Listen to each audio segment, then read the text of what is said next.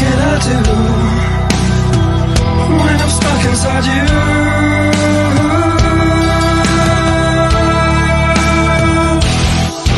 This cell of ice and fire, what blood red death, lust and desire, smell of life.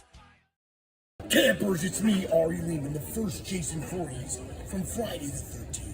And I'm here with Rick from the Whole Damn Enchilada podcast. Remember, Jason never dies. What's up, fellas? What's up?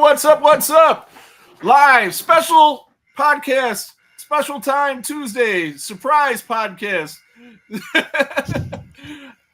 There's a Rick Paulton, Ryan Inman. No, that way. And down here we got Mike Connors in the house. What's up, Mike? Hey, what's going on, guys? Thank you for having me on. How's all you mooks doing tonight? We are doing fantastic. Fantastic. I'm functioning on like 3 hours of sleep. Got called into work. That's why we were going to do this at 7, but we had to do this now. Hey, Jared's here. What's up, Jared? Best intro in the business. Yeah, that's what people say to us. We have a testimonial from a couple different people that thought it was the coolest shit ever. Jared Haggerty from Halloween Haunts 365 and the Horror Shed podcast. He did that intro for us, and it's freaking awesome. Melanie Kidman really liked it. She did. And speaking of her, did you see what she posted? Not about wanting to do a podcast?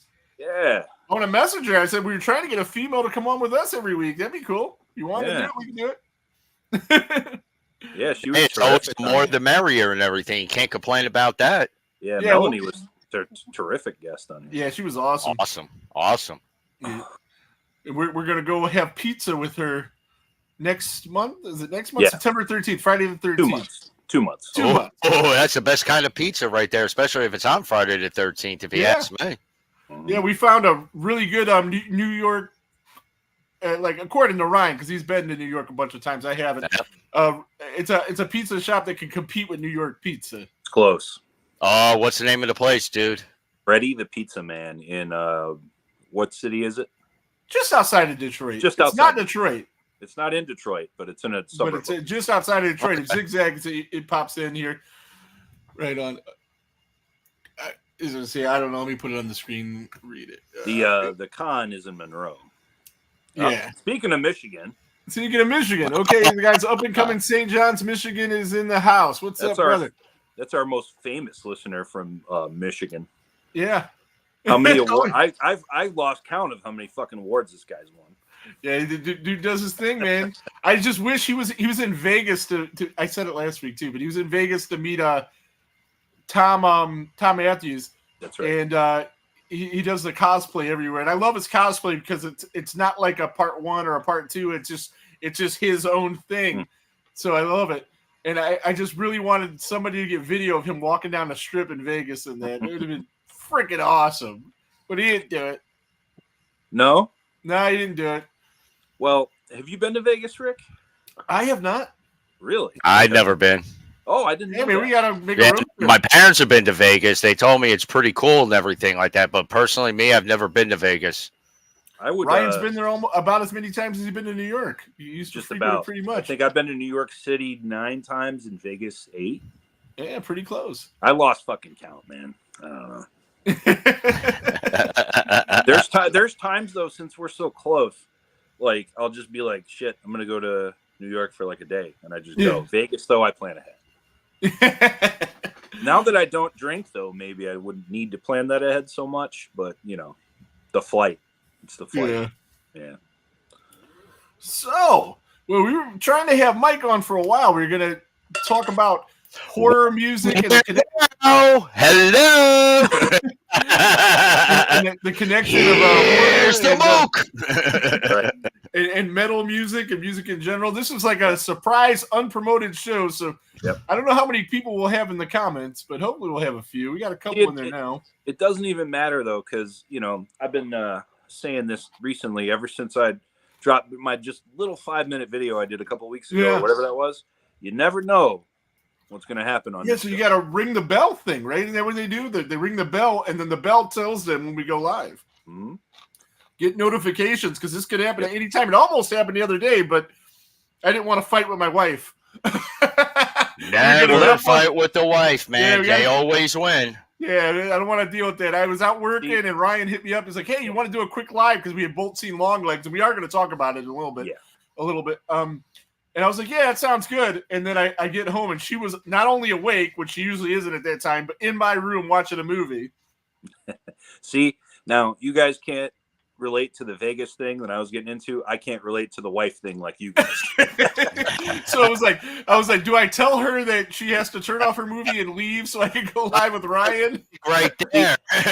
See, now I think part of the reason why I've had the opportunity to go to Vegas 8 or 9 times now is because I'm not married. That's it. Well, that's not always true because, like I said, both my parents went to Vegas with each other. I at least, went twice and everything like that. So, couples can go there, but if you go, with your buddies and whatnot, it's like they say, as my father put it, what happens in Vegas stays in Vegas. Just like herpes. Say what happens when I travel. Where I travel stays where I travel. Every time I've gone either with friends or by myself. Right on. I never took you, even though I had a girlfriend for the most duration of that. I never took her with me there. So, took her to New York though a couple times, but never to Vegas. Yeah. So Mike actually drove us into the city once when we drove there. Drove into the city to drop you off and drove into the city to pick you up. So yeah, obviously I know Manhattan pretty goddamn effing well. Yeah, he dropped us off at the Waldorf Astoria. Yep, which is no longer there, by the way. Yeah, it's different now. Like they did some kind of renovation. What they're trying to do with the old Waldorf right now. Yeah, I'm glad I got to stay there once. You're talking about the hotel from Coming to America, right? Yep. Yeah. Okay, so I thought you were talking about the haunted house. What's that called? It's got a similar name. From the LLC movies. What are they called? Hell House LLC. Are you trying to talk about Amityville? No. I was going to say. No, I don't know where he's going with. I have no idea what he's talking about. I'll figure it out. And I'm right outside the city, so if I don't know, then he must know something I don't know. Yeah, the movie Hell House LLC. It's an independent film. Director is Stephen Cognetti, and then now they have like 3 sequels, and people really like it. And never caught those. What is the house? The house is a haunted house, though. Mm-hmm. And it's got a very similar name to the actual hotel. Well, New York City's been a city so long. If you're into that kind of thing, probably every residence is haunted because the city's so old. Somebody's died in every residence. Yeah, basically. I'm sure basically, and I'll test to that one. Yeah. So, but no. The Waldorf Estate of Fear, it's called. Waldorf it's in Pennsylvania, not New York. Oh, yeah. See, now you got your geography wrong there, man. But it's still a tri-state area. Somewhat. Well, it depends on where in Pennsylvania they consider it a tri-state. Yeah. So I'm going to be in Pennsylvania in 4 days, but it won't be in the tri-state area. Outside Stroudsburg myself and everything over by Falls. I'll be in Pittsburgh for the Phillies Pirates game. Schittsburg? Yeah, that's right. Yeah. Nina, that Hell House LLC. I knew that. I was trying to think of the name of the real house. Like what the actual place was called. The Waldorf, not the Ward. I don't know. Just whatever it is. There's similar names. The Wardlow Astoria? Yeah, whatever. Something like that. Something like that. No, but a good friend of mine once told me everyone should stay at the Waldorf Astoria once. No one should stay there twice. And I agree because it's fucking expensive. So. Oh, I'm sure it is expensive. Well, was expensive. Yeah. So now when I go to the city, man, I grab an Airbnb. I don't fuck around. I don't need. I think that's what we're gonna do for Kentucky. I'm looking into that too. I don't know if you're I need a shower and a bed. That's all I need. Oh, I always need a shower. Yeah, shower and a Showers bed. are good. They're usually recommended. Even when I don't do anything all day, I still need to shower once a day. That's it. Carmichael Manor. No, I'm saying like the haunted house that's there is called the Waldorf Estate of Fear. That's what I was talking about. Carmichael Manor is the house in the movie. Yeah, I wonder where they got that name from. I don't know. Anyway. I really don't know. Am I supposed to know? I don't know. Oh, okay. I was like, what am I missing? Waldorf Astoria. It's a play on it for sure. Oh, It's no, a play I on the think it was name. just. I think It's a that play is on the their name. Just put it that Yeah. way. It's a play on the name. Waldorf Astoria has been a brand name for over 100 years. Yeah. So very well known. I thought you meant the Carmichael Manor where they got that. Oh name. no. It's like I don't know. I don't know anything about that. But yeah, it's a found footage movie. I've never seen it. I hear it's really good. There's 3 of them now or 4 of them. I'm not big on found footage, man. Neither am I, to be honest. Me neither. For the most part, there's been a few that I kind of like. I liked Blair Witch, the first one. Well, yeah, the first one. You know, No. Blair Witch, man. I thought that was garbage. That movie. I didn't like the end of it. See, I gave it a shot because at that time it was a new thing. It was a new thing at the time. I did give it a shot like you, Rye, and everything. But it's like by the time I got to the end of it, I was just like, really? Seriously? Yeah. What the fuck? Especially with like all the remakes and reboots and everything. Like, and even though that's 25th anniversary of Blair Witch was last week, I believe. Yes, it was, I believe. 1999. And those guys are starting to do cons and stuff, and they're actually making some money because they made absolutely nothing off of their thing. I'm gonna put this down here. Yeah. See. Yeah, they got raked over the coals on bad. Oh my god, the movie made so much cash. I mean, Yeah. I guess nobody expected it to make that much money, but you know, once it did, just like when a player outplays his contract in sports, you tear that thing up. Yeah. You know, I mean, come on. Unless you're Bobby Bonilla and you still get paid, even how many years that was last week. You know, am I right, Inman? Am I right? Yeah. Come on. I'm not even a Mets fan. And I know you're not. All right. So let's talk about your Mike. Like you are in heavy metal music and in bands, and you were in a band with Ryan long time ago, many moons ago. Dislim. Yeah, we both had a lot less gray hair. Whatever limit was. Yeah, whatever limit was. Yeah, so they were in Dislim together, and I was like, if I could have prepared this better, I would have had like some of their music queued up, but I don't. So he's shaking his head like, no, you don't want to do it. Man. Good stuff. It's the only death metal album I have. Bullshit. Yeah, it is. I'm gonna call bullshit on that one too. No, bullshit that I don't have the album, or bullshit that it's the only one. The only death metal album that you have. No, it really is. I like metal. At least on a Cannibal Corpse album, or I have had Cannibal Corpse. Okay, so that's not the only death metal. Okay, I just blew you up right there. Currently have it. My favorite thing was listening to Dislim in the projects in Florida, really, really loud on the craziest stereo you ever seen, and my brother Joey had a stereo that was worth more than his car. Oh man, that really pissed people off. Let me tell you. So you're saying I secondhand yelled at a bunch of people? Oh yeah. Bunch of people. I think that's exactly is what he's saying. Wait, I got to point this way. Yeah, that right there, man, right there.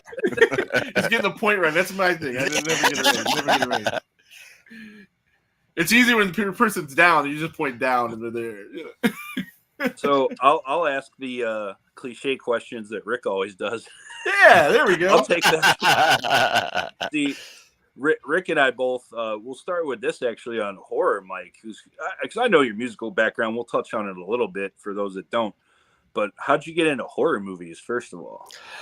How did I get started in horror movies? Obviously, probably like everyone else with like the contemporaries, like your Nightmare on Elm Streets, your Friday the 13th, Halloween. Then I always paid attention to like what was at the time when I started getting to it. Let's see, 45. Probably, somewhere between like 8 and 9, I started really getting into horror movies. Maybe a little before. Because we're all like the same age. Yeah. I know me and you, Ryan, are about the same age. You're a year older than me, and Rick is right in the middle of us, actually. Yeah, there you go. Yeah. But 79. Now That's where just- same here, 79 myself. Yeah. Now, out where you grew up in Jersey, were the video stores a big thing for you too? There, like the mom and pop video stores. Man, video stores were almost like back then in like the mid or so 80s. Yeah, they were almost all over the place. Like Oh yeah. where I grew up in the town that I actually live in now, which I grew up in as well, but also moved around a lot. But video stores, you can almost find a video store like almost everywhere and anywhere. Like almost like it, at least in every town, you had at least one video store. So if this one video store didn't have it, you went to the next town and got that video over there. Hell yeah. But always the contemporaries. But you always try to find like the oddball shit, something that you never heard of and everything, like Sleepaway Camp. Well, no one heard of Sleepaway Camp. It wasn't that big of a horror film, but it was like one of those under the radar, horror movies, which to me I think is a great horror movie. Oh, I love it. Oh, I watched it with my too. daughter, and my daughter 2 minutes into the movie got the twist before it even happened. yeah, She was like, she was like, she was like, yeah, the girl died. That's not the girl. It's got to be the boy. well, She and knew right away. We Yeah. met Felissa and told her about that. Felissa was blown away. I've never smart. met Felissa, but I heard Felissa is like really awesome to meet and everything She's like that. great. She's Yeah. really awesome. Very outgoing, very very, very fun. I hear a lot of stories, like somebody like in Scarefest, we got invited to Scarefest in Kentucky, and she's gonna be there, and at that event they're doing a thing where you drink whiskey with her, Kane, and a couple other guys, and this is not the first time they did it, and I hear it gets really out of hand. So did I miss have whiskey with fucking King? God damn it! It didn't happen yet, so you know. You can do it. But It's very limited. That part's a very limited engagement. It's Kane and her for sure. I don't remember a couple other people too, but those are the two people you'd really want to drink with, I think. Yeah, that sucks. I can't participate in that one. So It's pretty costly. I think it's like an extra like $400 or $500. God damn. yeah. I hope the bourbon's at least included for that price. Well, better be damn I think good it is, aged bourbon. I'll tell you that much. Yeah, I mean they probably got some real good bottles.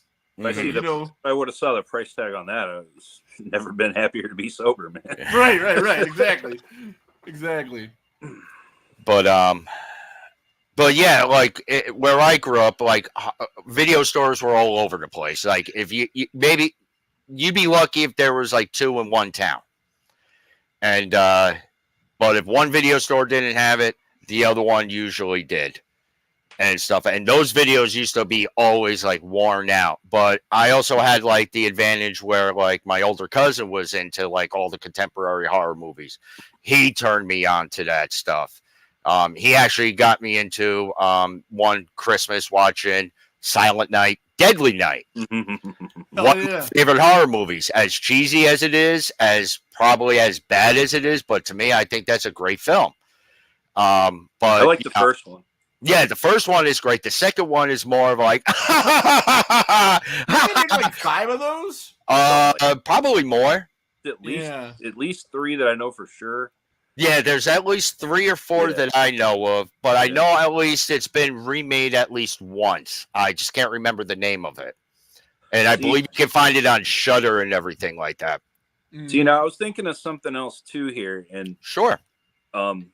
Mike had a pretty advantageous upbringing if you consider geography. Maybe? Because you grew up so close to New York. Yep. And that city is such a hotbed for heavy metal and horror. Yes, it is actually. That you probably got exposed to more stuff that other people in the country didn't. Wow. When I was coming up, I first got introduced to music about basically 40 years ago. It was a twist between, and it's an ironic mix, Bruce Springsteen, Twisted Sister, both New Jersey bands, and Metallica. Yeah, California. Sanford, LA, even though they want to say San Francisco. Yeah. But those were the very first 3 bands that I got into, and I attached on to both of them. Now, living just outside by a car ride, like literally, depending on traffic, literally like a 10-minute drive into, Manhattan. Um, Even when I first started venturing into the city, you get exposed to a lot at first. You see a lot of diverse people, a lot of diverse stuff. And depending on where you go, especially in the Times Square section, you get like thrown to like a lot that it's like, I want to say, but not really say, but hard to like all at one to digest because you're not sure what to take in at first. I mean, you got like different, music to digest. When it came to, even though a lot of the theaters aren't around anymore, back like in the mid to late 90s, even going back to even to the 70s from the stories I've heard from my old man and everything like that, you're getting thrown to like into the fire with like a lot of different films and everything, whether it's like action films, horror films, porno films, and everything. Oh, yeah. They had the porno Square was littered with porno houses back and then. I will say, even down still there to this day, at this time, there those video shops, to buy and rent DVDs, they're still there, but they're harder to find these days. But if you know the right street to go down, you can find them. But you do get thrown into like a big melting pot. Now, like, let's just say you're not going in to go see a heavy metal show and stuff. You're thrown into maybe, like these little clubs, like jazz clubs and everything. And you're thrown into like basically into a cauldron. And it's really cool because, being a musician myself and my palette of music that I like has grown a lot. Being a musician myself, you learn a lot and you just talk to different people, and it's really cool. So heavy metal, like when you go into Manhattan, it's like it's there no matter what. Someone could just be wearing a leather jacket, facial piercings, Yeah. You see the culture of heavy metal all over Manhattan. Some people like to show it. Some people are just like to keep to their like little circle and everything like that. They're how would you call it? Like their little cove, I guess. But when you get to start talking to people and they realize, oh, wow, he's into the same stuff I am. And then you start to slowly Exactly. open up and you meet a lot of cool people. Like, for instance, very first time I met Ryan and everything, I didn't know there was stuff out there past where I lived, in Cleveland, nonetheless. I thought of Cleveland as the Rock and Roll Hall of Fame, the Football Hall of Fame, and the mistake on the lake. Okay, you're right on. Makes sense. I mean, am I right or am I wrong?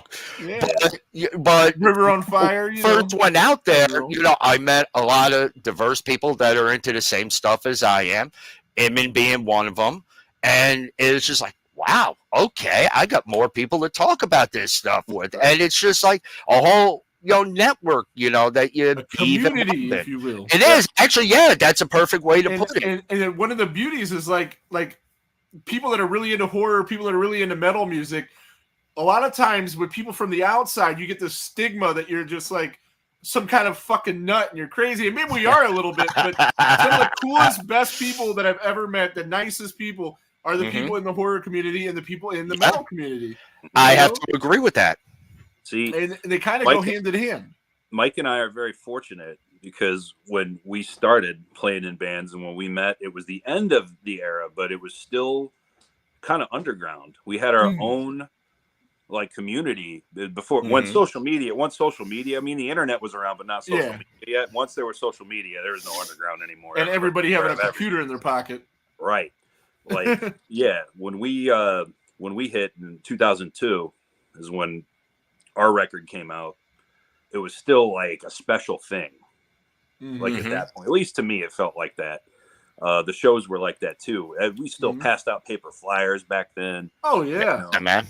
you don't really see that shit anymore. Everything's Yeah, just I used to see that all around New York as well and Yeah. everything. And then when I came out there, I seen that's how you cats did it too. And I'm like, wow, this is like, okay, this is how you do it. And then I hear the stories from back in the day, like of the tape trading and everything like Yep. that. Oh You yeah. know? And it's just like, wow, okay. So it somewhat thrived, but unfortunately, once social media blew up, that all went. It did. Yeah, And I mean, it's it's because easier to nothing is a surprise anymore. right.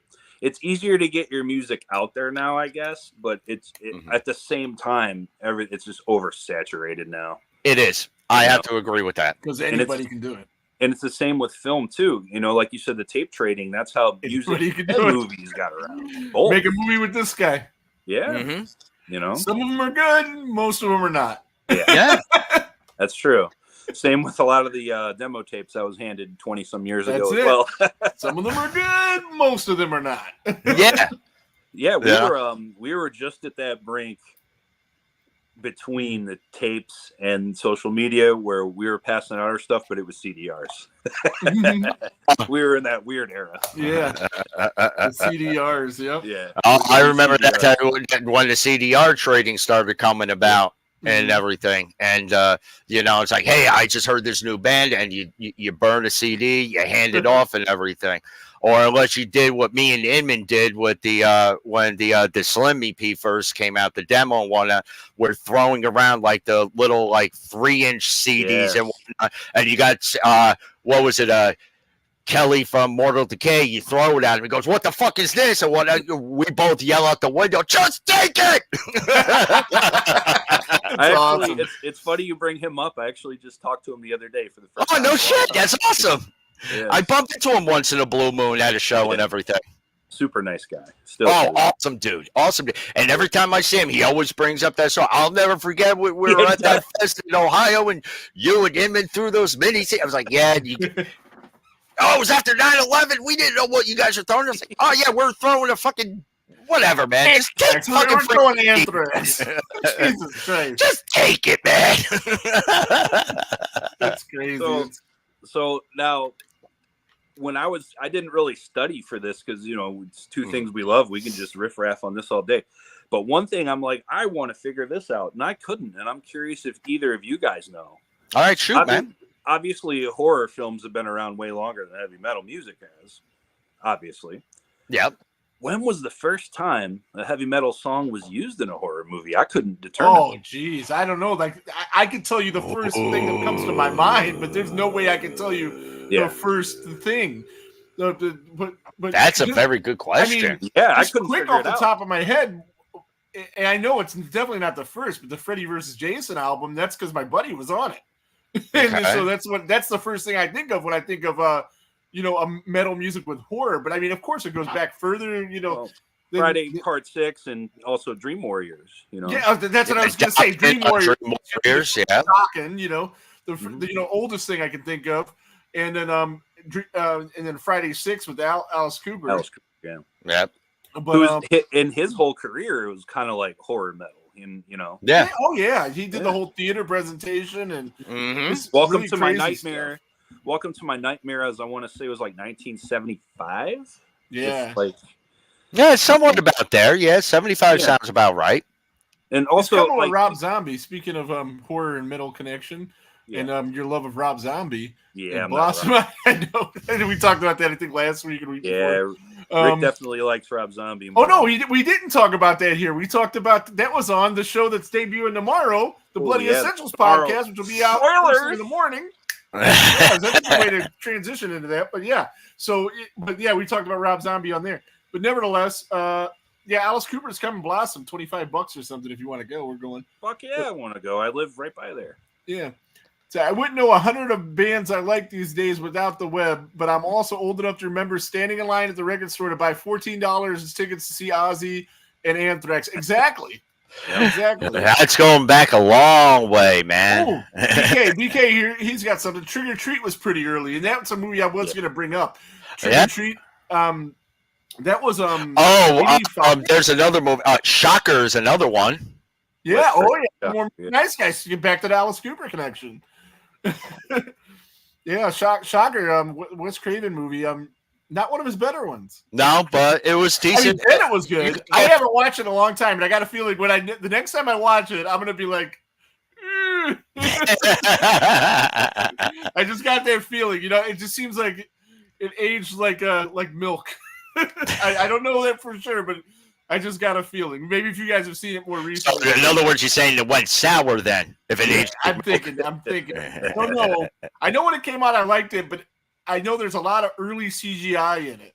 Yeah, And a lot I of bet you very I'm gonna early watch that again CGI. and be like, oh, then That's probably the film that probably like put the stamp of pioneered CGI, if I'm not mistaken. Yeah, At least for horror, yeah. Yeah.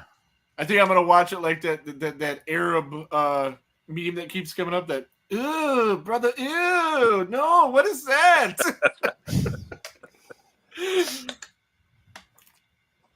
Got my second water of the year, by the way. Look Oh at my that. goodness. Yeah, 2 Of the in 1 year? I see, and the reason You for don't this drink is I water. do have a Pepsi upstairs, but one, it's upstairs. There's no kid to bring it to me, and two, I'm gonna want that later after this. So wait a My second. wings. Just one Pepsi, and they still wouldn't give it to you? There you go. There's a metal All I connection right wanted was Hey, look, man, I can keep going.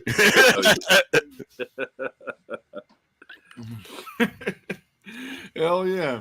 I was sitting in my room and I'm on this podcast and we're just sitting here talking about movies and they're like, Rick, Ryan, Mike, just one Pepsi, man.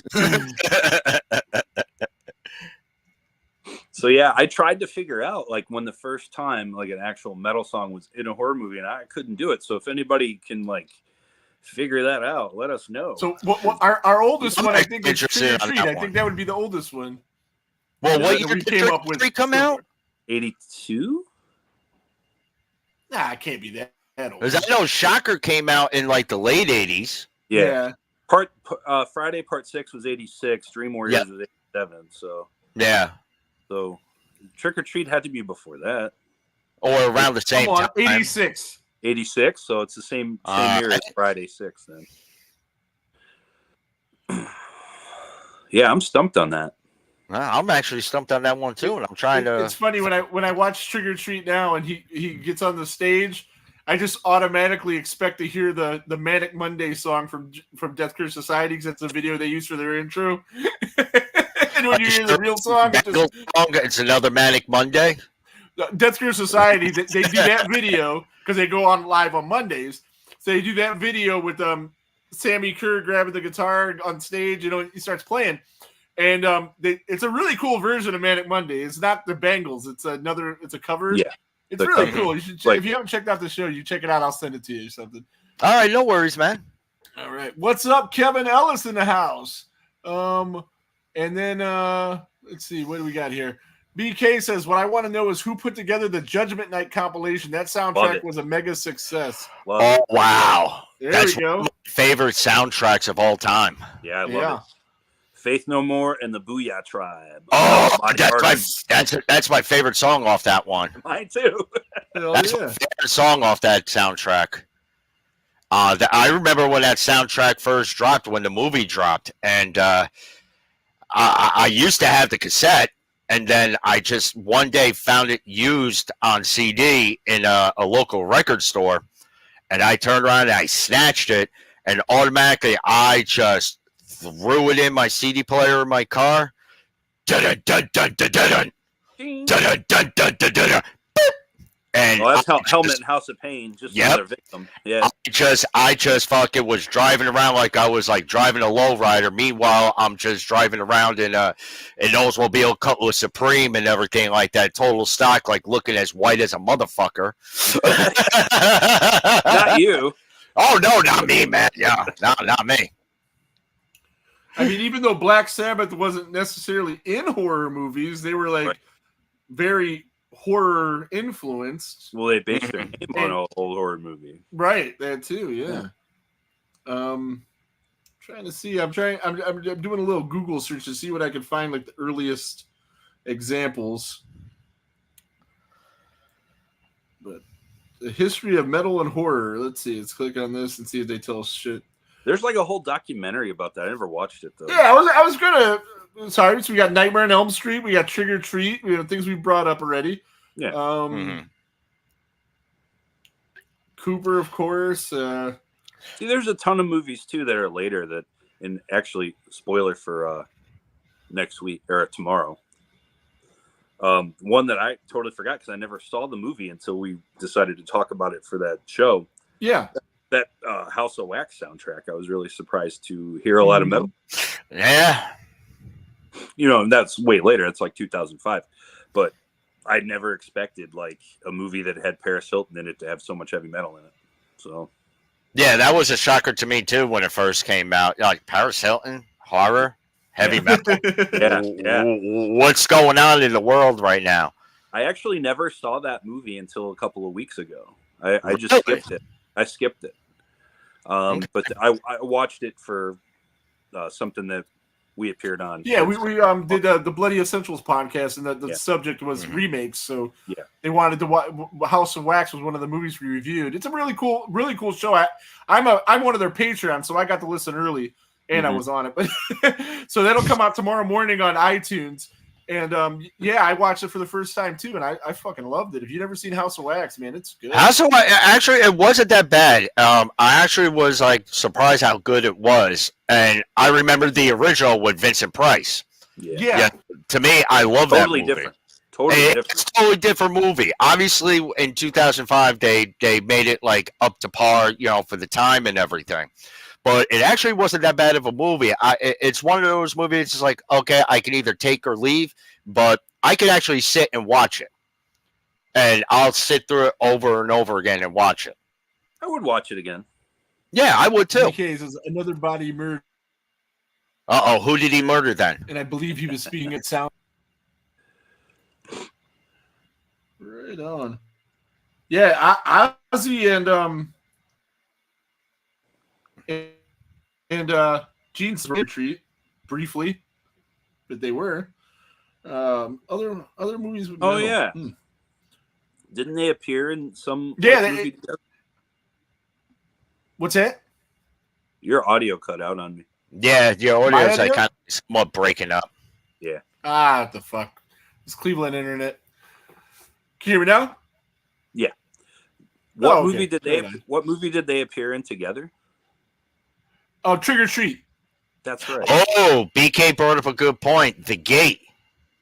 Oh shit. Oh, you can see the comments right on. See, so you help. I'm looking at it right now. Yeah, The Gate. I'm gonna get to that next, but for Patricia, Thursday we are going live, and we have Hal Havens coming on for from Night of the Demons. But this was a spontaneous special show we did, and there's a BK says The Gate had some metal tunes in the soundtrack. Man of War in the mix. Yeah. Was Man of War in the mix? I don't remember. I got to go back and watch it. I don't remember either. I feel like I would remember that, but I'll take his word for it. Yeah. Anyway, we're getting a decent number of comments, guys. I'm glad you guys decided to show up for the spontaneous, not promoted whatsoever. Well, 3 minutes before we went on, I made a post about it. But other than that, it was not promoted whatsoever because I have had zero time. I was going to post nothing about it because it's the thing. Yeah. We can pop up at any time. Just like a horror movie, we'll jump scare you with a stream. You never know. Right. Right on. Night Demons is a classic. Yeah. So we got Hal Havens, Stooge from that film. He's going to be at the con that me and Ryan are doing. Next month. Right on. Yeah, so in Ohio Terror Con, they're doing a Night of the Demons reunion. Unfortunately, Linnea Quigley had to bail, but they still have almost everybody else. It's like everyone else almost. That's still and Linnea Quigley does so many cons. So if you wanted to get a Night of the Demons poster done with everybody, come to our con where all the other people that don't do every con is going to be. Get all of them, then take that poster, find Linnea Quigley. She's going to be in Monroe, Michigan a couple months later. Get her to sign it there, and you'll have everybody. Holy shit, that shithole! What, Monroe, Michigan? Yeah. Oh, I love it. I think it's. They do a lot of cons there. Yeah. Do they really? See, I lived in Monroe, and I guess maybe the part of Monroe I lived in was probably the dirt ball of the area. There is a dirt. Yeah, there's a shithole for the most part. The whole neighborhood, the whole city. But they have like the 4-H thing or whatever. and that's where they have the cons. And Okay. that's a nice little area with farms and stuff. Mhm. But Nate Thompson, who runs a lot of that stuff, he has a horror museum on their one street that they have downtown. Yep. Oh, okay, okay. That wasn't there until way after you were gone from there. Oh, Yeah, the horror museum wasn't, but that street was. Right. No, I'm saying the museum. Yeah. Yeah, and funny, I actually texted Rick about this while I was at work a few weeks ago.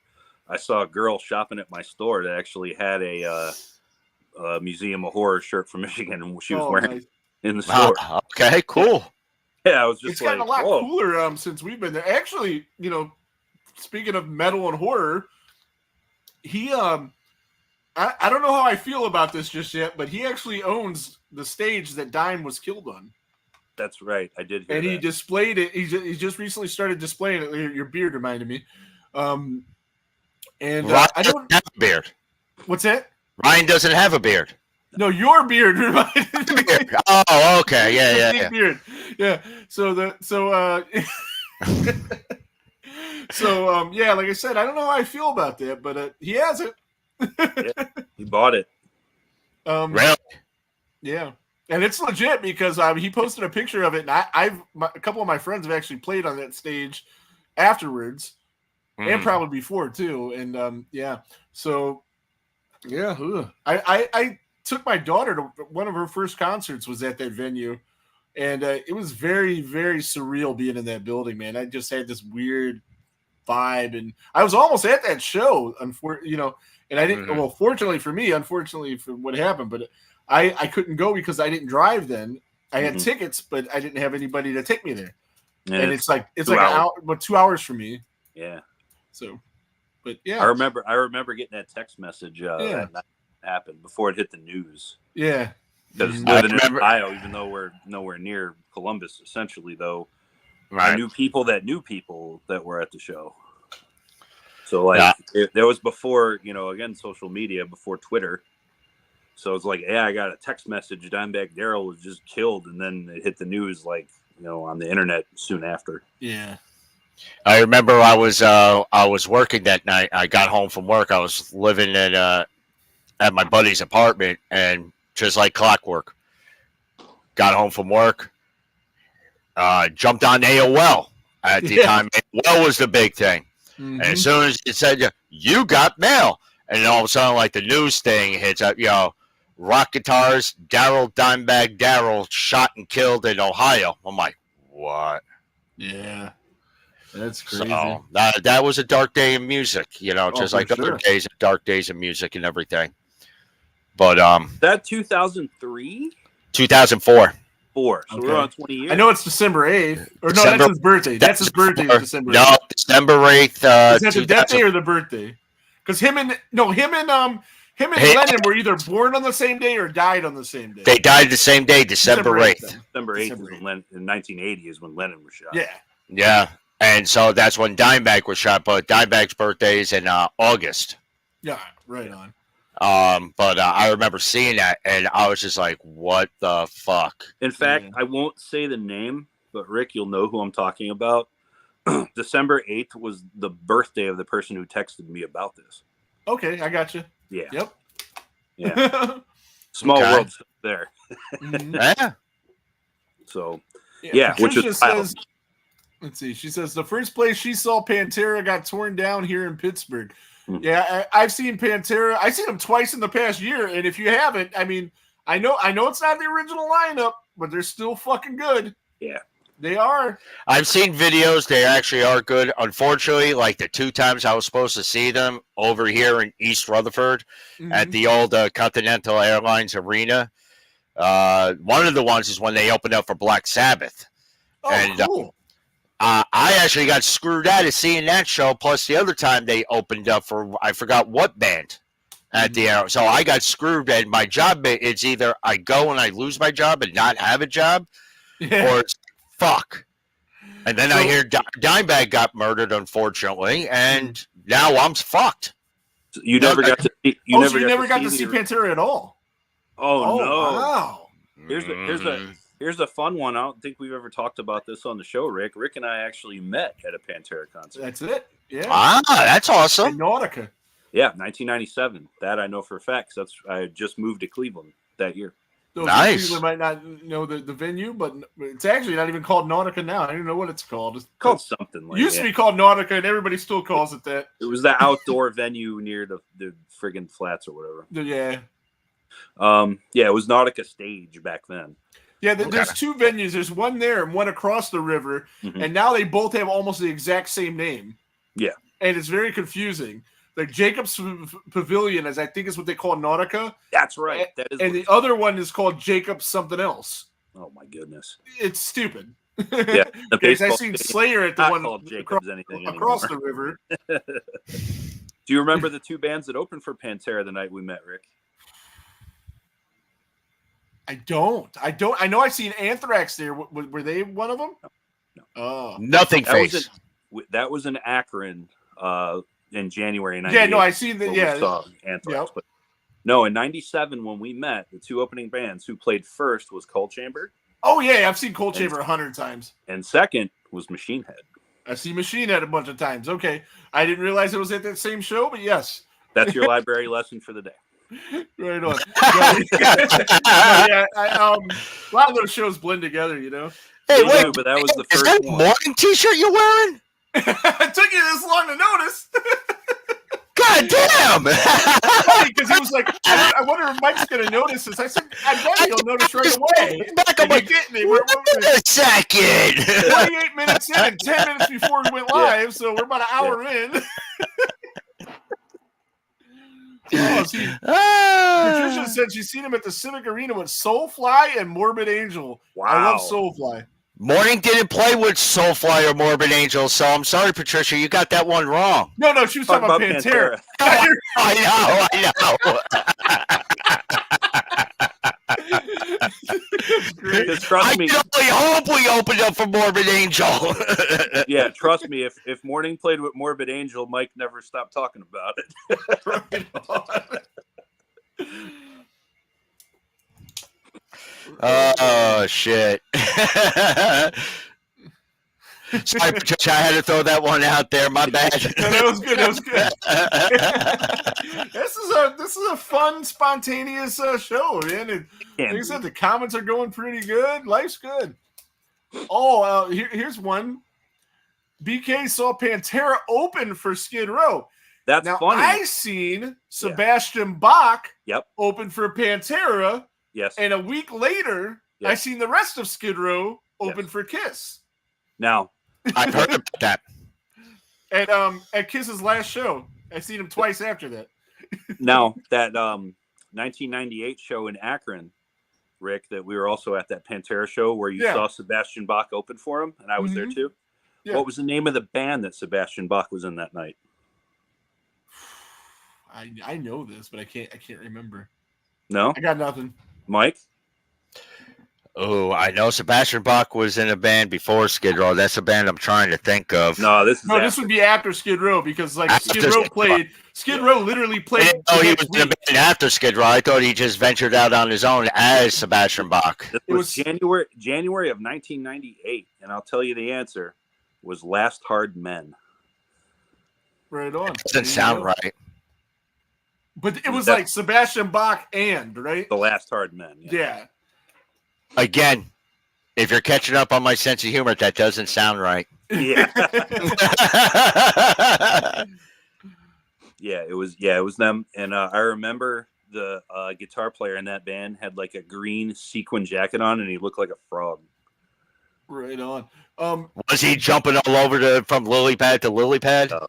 They played first, then Anthrax played, and then Pantera that night. Okay. She's got says Diamond Daryl, and then she says, "Was that the first album? My memory isn't good." He was actually, he was credited as Diamond Daryl in the first two mainstream Pantera albums. Yep. But by the time Cowboys came out, people were calling him Dimebag, but he was credited in the credits as Diamond Daryl on Cowboys. And what came after Cowboys? Vulgar Display of Power. Yeah. So it wasn't until the album after that he was credited as Diamond Daryl for the first 4 original Pantera albums. Absolutely. And if you look at the liner notes of Cowboys and Vulgar. Jungle, Metal Magic, There's one more. Power. Did I mention Power Metal already? I don't know because I didn't. Metal I was talking while you were talking. But the first Cowboys and Vulgar, he was credited as Diamond. But when Far Beyond Driven came out, that's when he started getting credited as Dimebag. Even though previously he was credited. We've always been calling him that. Yeah. Now here's the trivia: why did they call him Dimebag Darrell? Well, weed. I don't know. Yeah. I don't know how he got the name, but I mean, I assume it has something to do with smoking weed. With weed. Because at the time, all he could afford was a dime bag. Yeah. Yeah. He even admitted it. Oh, okay. When they first started calling him that, yeah. By the time, by the end of that run, could afford a lot more than that. I seen him at Incarceration Fest last year. A friend of mine won VIP tickets. And just like, hey, you want to go to this show? And I'm like, fuck yeah, you know? So Rita has a bus that goes around, or they went around for the whole tour. And a lot of his family, like his aunts, cousins, and shit, they're working on this thing. And it's really awesome. And they sell T-shirts and whatnot. But they brought along some cool dime artifacts and like guitars and shit. And I seen this one guitar, like kind of from far away. It was signed by Ace Frehley, and I'm like, oh, I was thinking like, hey, maybe Ace donated that guitar to him or something. And then as I get a little closer, I'm like, oh my god, it was his first ever guitar that he wore in that picture. If you've seen him as a kid dressed as Ace Frehley, and he rigged up the guitar to smoke and fire shoot out of it and stuff. And just standing next to that guitar was a fucking religious experience. I'm telling you, it's just amazing. I always love their home videos, Patricia says. Oh, well, yeah. Fun fact about that, I'm actually in the home video that never came out. Number 4. If it would it have been 4? Yeah. Okay. Yeah, they shot that. I got a picture of. We met the band. Phil Anselmo's holding my oldest son, who's 26 now, and my buddy, one of my friends was wearing a Charles Manson shirt, and Rex Brown wanted it, and they negotiated for backstage passes while Dime's just acting nuts. And my buddy Adam, he has this really cool Pantera leather jacket that he had airbrushed, and it's fucking awesome. And they loved it, so they shot us for the video because of that. And Rex wore my friend's shirt that night at the show. He got backstage passes for that and gave them to his girlfriend. So I was like, that's not a real good idea. You know, your girlfriend's back there blowing Pantera now, buddy. Now here's some small world stuff. The friend who he's talking about that had the Charles Manson T-shirt, same person whose birthday is December 8th. Yeah. Here's some other. How about this though? If she did do some stuff back there, no, I'm not gonna go there. I'm not gonna go there. We'll go off air with that. Nothing. Yeah. As we say in New Jersey, I'd rather not know. I don't want to know. Keep it in the family. Yeah, it was a funny anecdote, but it might be a little too personal. So I remember because I was friends with both of them.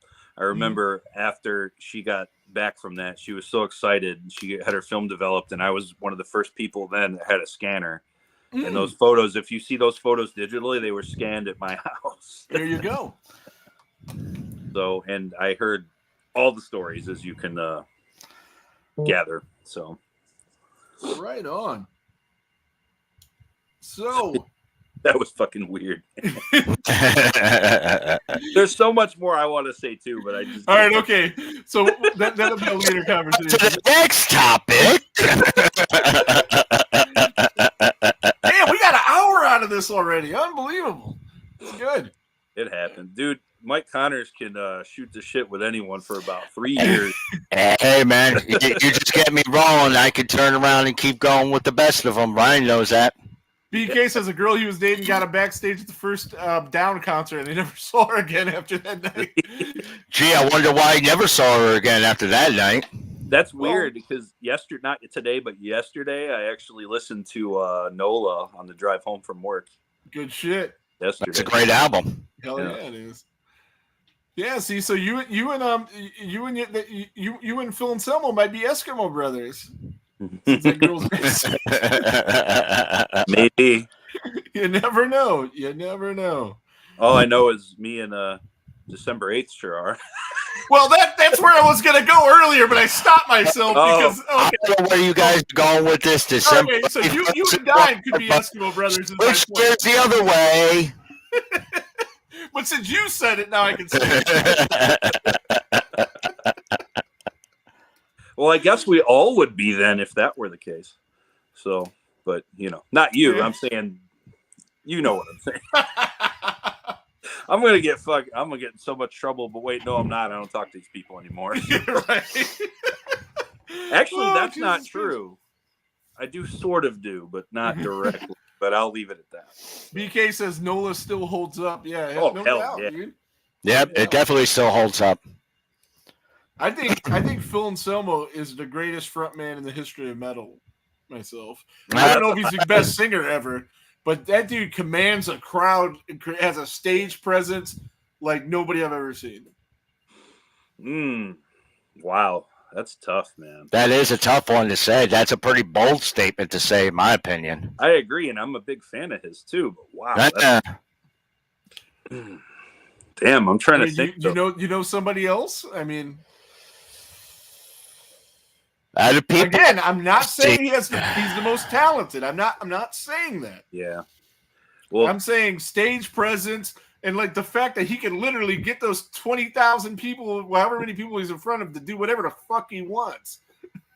Well, there's actually two that come to mind. Yeah, okay. I mean, one of them definitely you got to put into that conversation is Corpse Grinder from Cannibal Corpse. Okay. I've seen Cannibal Corpse like I've seen him like at a roller skating rink here in New Jersey and everything like that. Like seriously. And that dude can, and I just seen him recently about a month or two ago. That dude can command a crowd, even though he just stands there and windmills his head like he does all around and whatnot. But that dude will command a crowd. And honestly, the other person that comes to mind, I would have to say Steve Tucker from Morbid Angel. There you go. And so Steve Tucker, I've seen him with Morbid Angel on 2 different stints and everything. And recently, last time I seen them was probably about a year or so, like either just before or just after the pandemic. Suffocation opened up for them, which also was a great, New York band and everything. Steve Tucker could command a fucking crowd. Frank Mullen, ex-vocalist from Suffocation, could command a crowd. Yeah, Frank could. And stuff. I still can't especially making you do the chop with him and everything. Like I still can't believe he stepped down, man. It's like he said in the press release, man. Yeah, it was getting harder for him to take off a time from work to go out on tour, whether the tours were just a couple of weeks or a couple of months. So, I mean, you got to put the factor into play, do I keep a job and make, X amount of money, or do I stay in a band and, I'm not saying Suffocation would lose money going on tour. I'm sure they do okay, but I'm sure he's probably making more at his job. So, see, that's the thing too, and that's why death metal is so tough, because you can't really get bigger than them. You can't. They're so big. They've done so much. They've toured so much all over the world numerous times. Yeah. The guy still had to stop playing after 30 years of doing it to keep his job. That's sad that there's no money in it, man. Hey, look, when I was growing up and I first became a guitar player, obviously I wanted to play metal. At the ripe age of 16, 17 years old, maybe even as young as 15, when I first started playing. I knew the genre of music I was going to get into was going to be really, really hard. What made it really hard is that, and Eamon will attest to it, all I want to do is practice and make the band as better as it can be and everything and stuff. But when you can't get the same people on par or keep the consistent members, that's what makes it harder for you. Now, I'm sure I can go out and put a band together and play shit like Bon Jovi and make, multi-millions of dollars. Do I want to be in a band like Bon Jovi? Hell no. Right, exactly. Bon Jovi? I'd rather play like Bruce Springsteen than Bon Jovi. Okay. But It's one Jersey guy or the other. exactly. But long story short, Inman is correct in everything. It is hard to play the style of music that we love and everything, because you got to turn around and I even face it with Morning to this day and everything. You know, Morning's been around for at least in many incarnations 20 years. Yeah. And you want to try and be as different as you can, but how much more different can you get? But yet you still sound generic. But yet it's always that little smidge that makes you not sound generic. And that's why, when I write stuff, I'm really hard to bring it up to the band at first. Do I want to, read more? When it comes to Emmett will tell you, I'm big into reading about serial killers, psychopaths, and everything. Oh, right on. Horror movies. Yeah, I'll watch horror, and I draw inspiration like that and everything. Sometimes back in the day, all I had to do was to pick up and be like, boom, I got something. And then it'd be like, oh, you got something right there. Or, Bill in Morning be like, oh, you got something. Remember that. So now I got to sit there and either I got to film myself or just hit the voice app on my phone and record it and everything. Yeah. You can't forget doing. I gotta tell you, man, writing music with Mike was so easy. This dude, just man. I'd be hard pressed all you had to do was, this is what I'm hearing. Can you translate it? Mm-hmm. And I would translate it the best I could. And then if I wasn't hitting, maybe I might be off by like a note or so. No, that's not the note I'm hearing. That's not the note I'm hearing. Okay, take me a couple of days to go. Sometimes it would take watching a movie. It could be watching a Friday the 13th movie, and all of a sudden, I know what note he's talking about. Right on. Or even more adept or apt to our situation, a Twilight Zone episode. There you go. See, now it ties in, how does horror and heavy metal coincide with each other? Perfect example.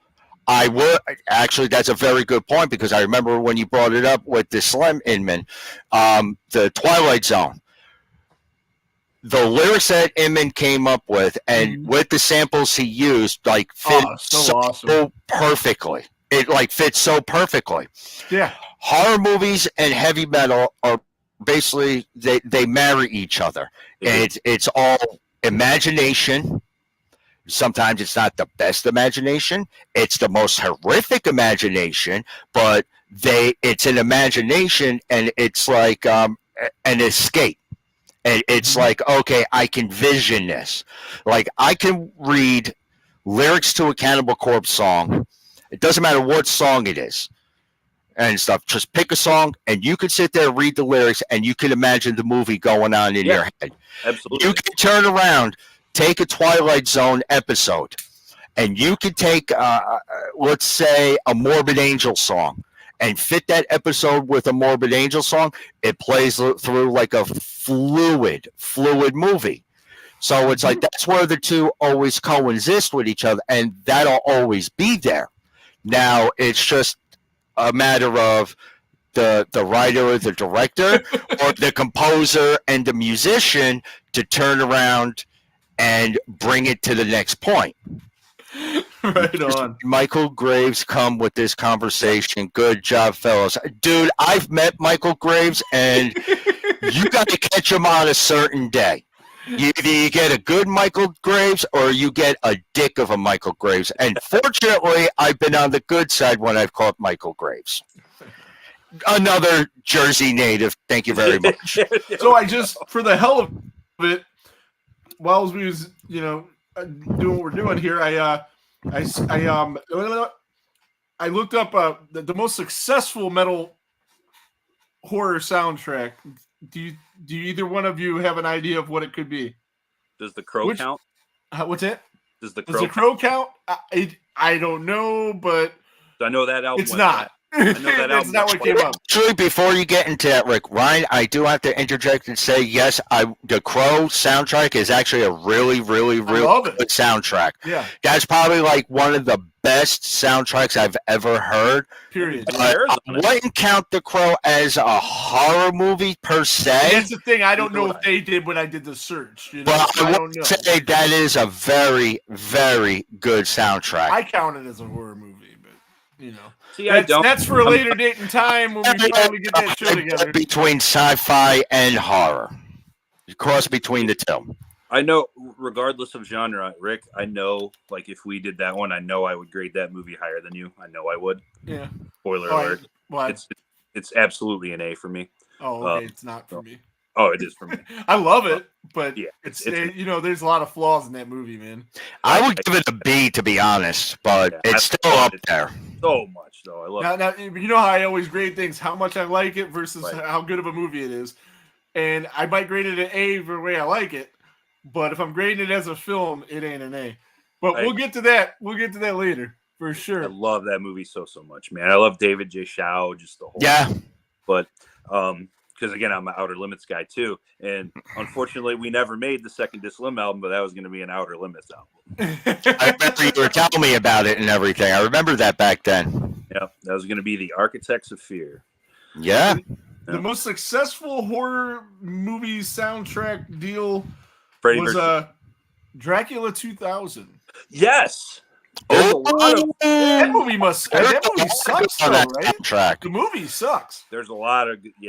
metal. I got Movie, I would say sucks, but on a scale of 1 to 10, I give it about maybe a 4 Yeah, at most. I just don't know.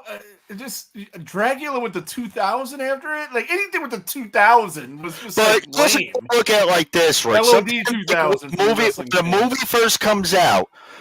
movie first comes out, sometimes you got to let it marinate over time. Oh yeah.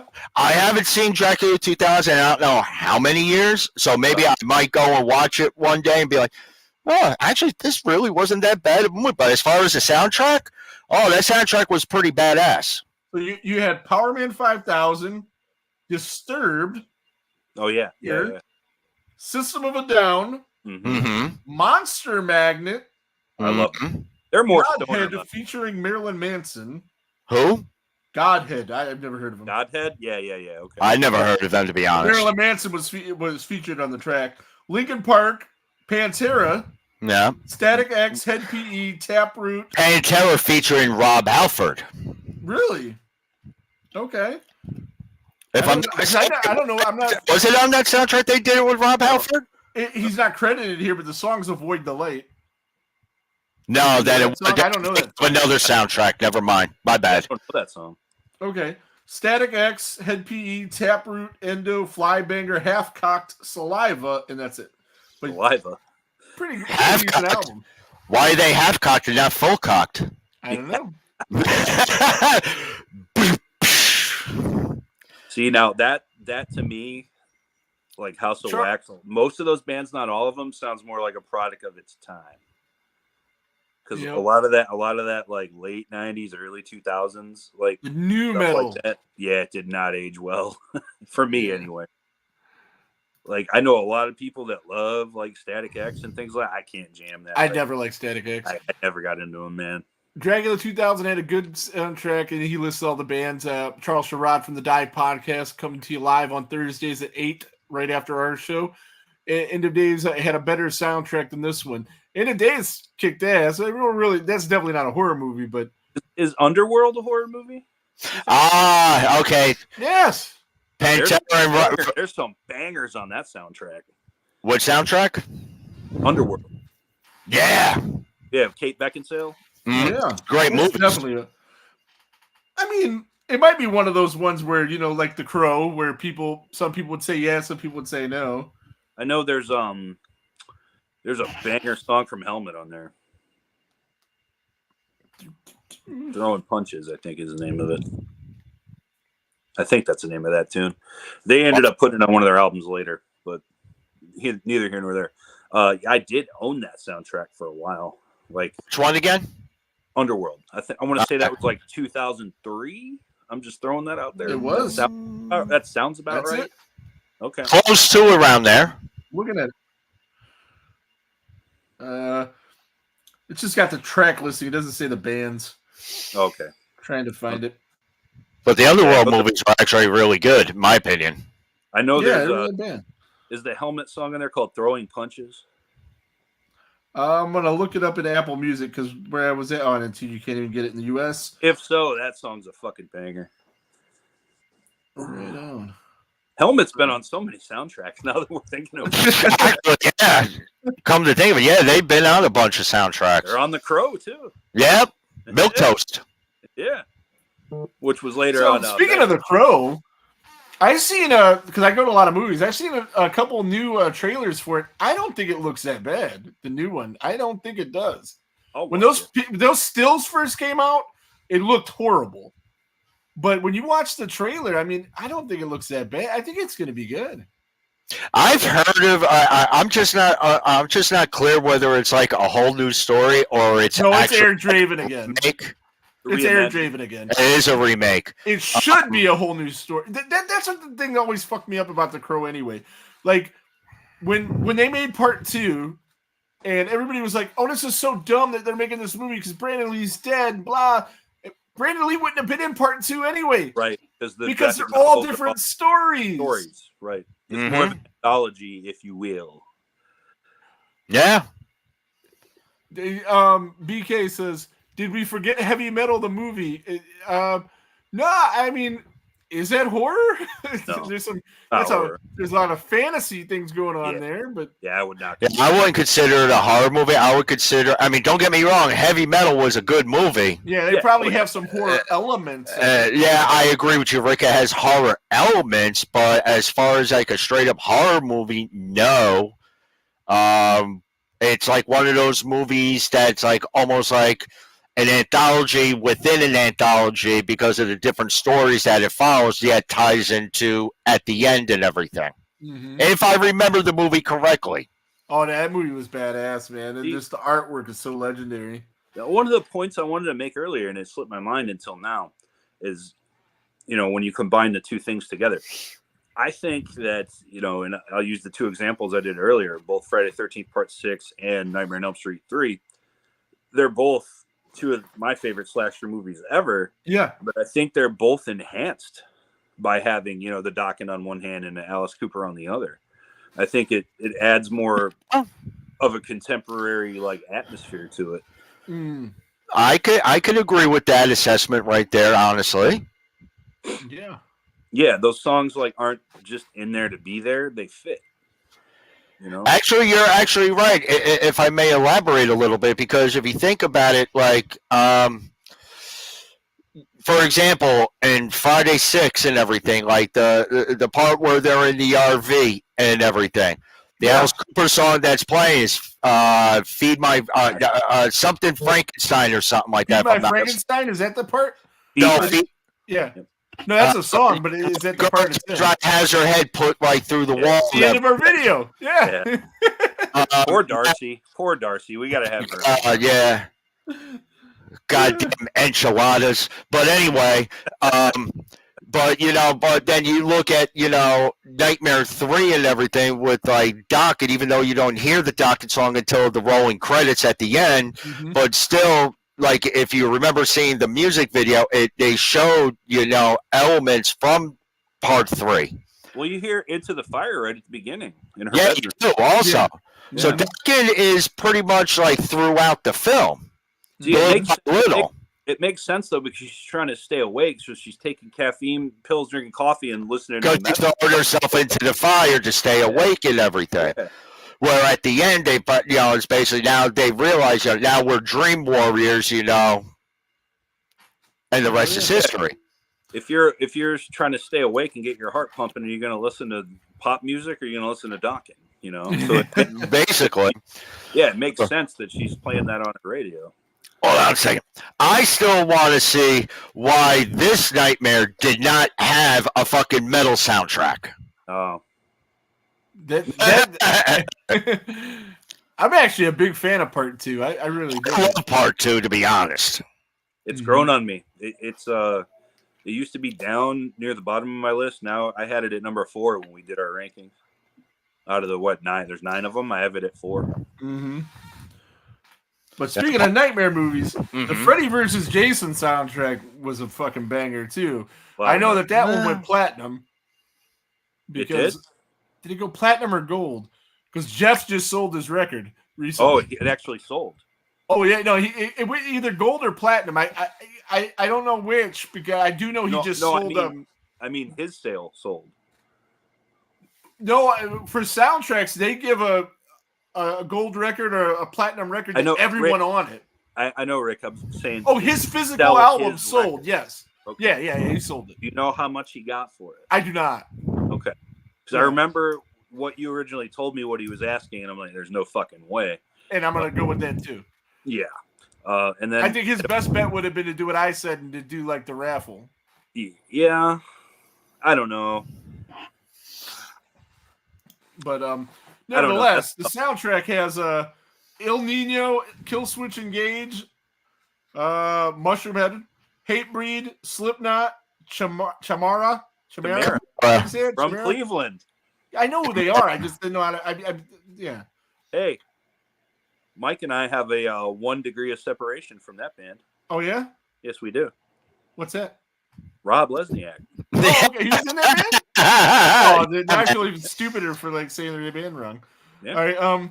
From Autumn to Ashes, Seven Dust, Power Man 5000 again, Murder Dolls, Seether, Stone Sour. So Corey Taylor was on there twice. Devil Driver. Did Corey Taylor get 2 gold records then? I would imagine he did. I would think he did. He's already got a bunch of platinum 2 gold records for 1 soundtrack.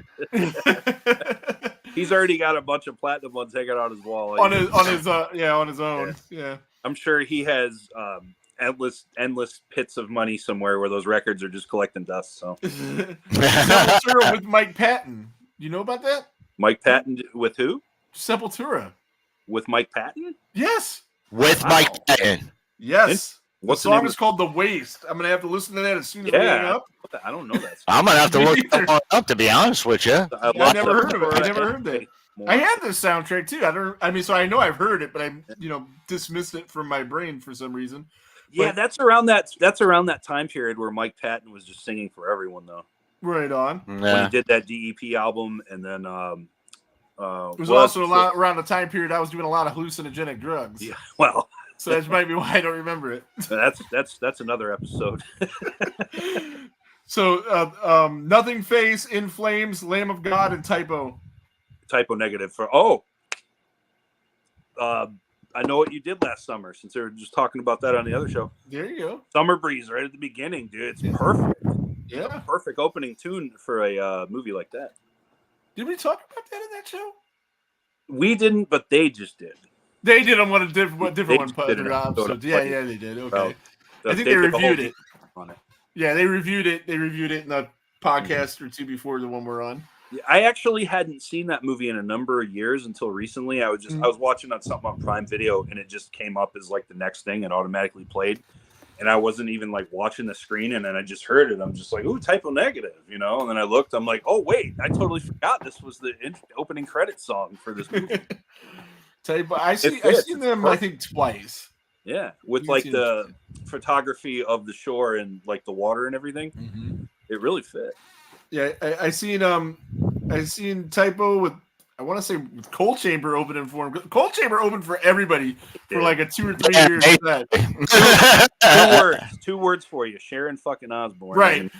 I've seen them about 40 times, and I've never went to a Cold Chamber show. Like I've never once went to a Cold Chamber show where they were the headliner. Me neither, and I've still seen them like 7 times. Yeah, I know, so many times.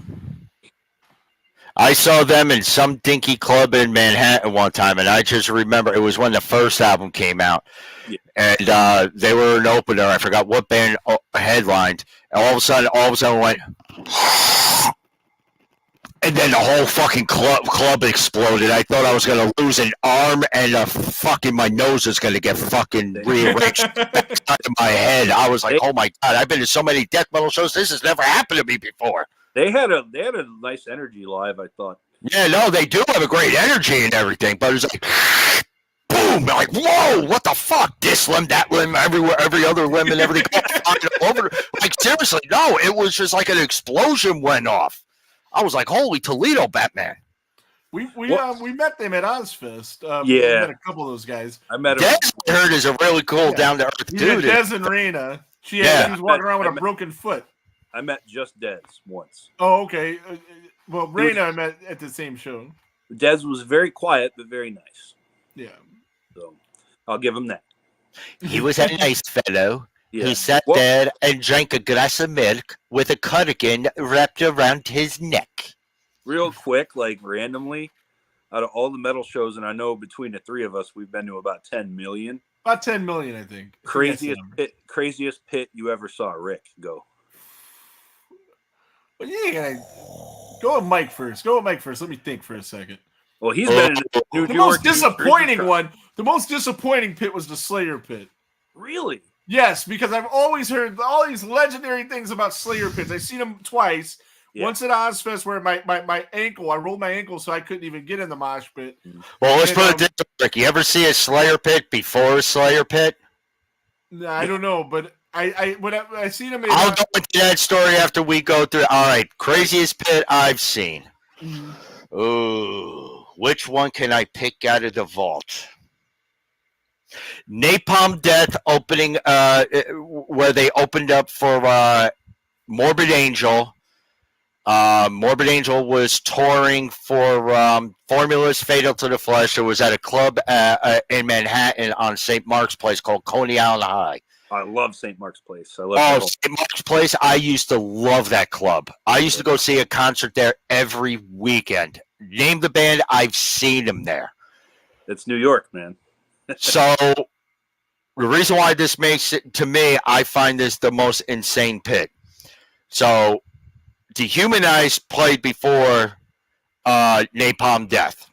Yeah. Dehumanize is one of the great bands that ever came out of New York. Shout out to George Torres. And they played.